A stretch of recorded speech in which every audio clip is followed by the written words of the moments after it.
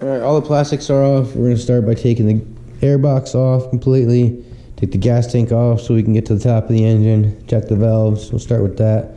Raptors love loose valves, so we'll start with that, and then look at the chain and whatnot and go from there. Go down to the piston if we have to, same as the 660 that we did the other day. So after pulling the head off, notice, let's see, flash that on. You had a nice little chunk missing out of it, and a little bit of metal shavings in there. So I dug a little deeper, took it out, and voila. As you can see that,